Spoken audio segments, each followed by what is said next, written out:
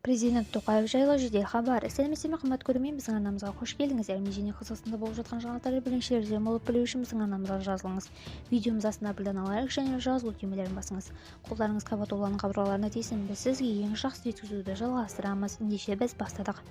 Ешқашан тегін алмаймын. Тоқаевтың видеосы қызу талқыланып жатыр. Қазақстан президентінің телео кешені Қасым-Жомарт Тоқаевтың видеосын жариялады. Бейне жазуда мемлекет басшысының кез келген дүниені ешқашан тегін алмайтынын айтқанын көруге болады. Ол әрдайым ақы төлейтінін жеткізеді. Бұл видео желідегі әртүрлі парақшалар мен бұқаралық ақпарат құралдарына тез тарап қызу талқылана бастады. Желі қолданушылары президенттің бұл әрекетіне тәнті болғанын жазып жатыр. Президентіміз өте қарапайым, ақылды адам, тіл көзден сақтасын. Дұрыс, әр зат еңбекпен келеді, тегінге құмар адамдар ұнамайды. Әр заттың, әр еңбектің өз құны бар. Адам еңбегін бағалау керек. Текті адам абыройын сақтаған президент таразға келгенде де сатып алған бәрін.